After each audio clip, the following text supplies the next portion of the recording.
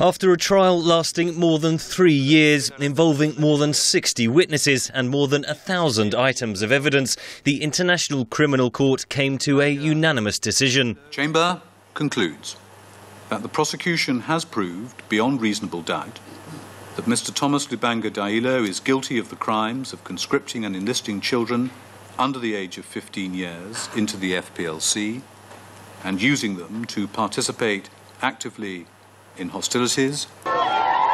An ethnic Hema, Thomas Lubanga led the rebel group, the Union of Congolese Patriots. The court found him guilty of recruiting child soldiers to kill rival ethnic Lendus in the gold-rich Ituri region during 2002 to 2003. Videos shown in court by the prosecution showed Lubanga addressing fighters, including child soldiers. The trial focused solely on the use of children. Human rights groups have called for a wider court investigation into abuses during the Ituri conflict and the wider wars in the DRC. It's estimated more than 50,000 people were killed and hundreds of thousands were forced to flee their homes. Lubanga was arrested in March 2005 and transferred to The Hague a year later.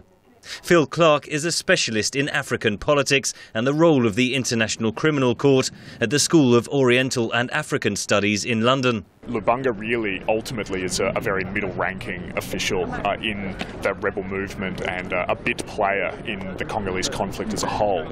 So many Congolese who've lived through this conflict are surprised that the International Criminal Court isn't going after more senior suspects, including actors in the Ugandan and Congolese governments.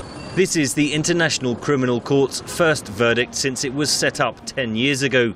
Clark says the ruling is a big step for the court. Certainly this is a landmark that I think the ICC has waited a long time to complete its first case. But relatively speaking, this has still been quite a long and drawn-out affair with various stops and starts. It's a trial that has almost collapsed on 3 occasions because the prosecution's investigations were very weak in Congo.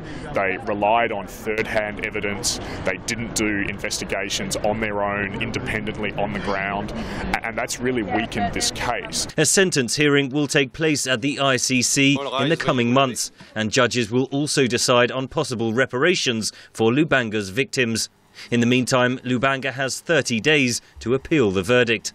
Henry Ridgwell for VOA News, London.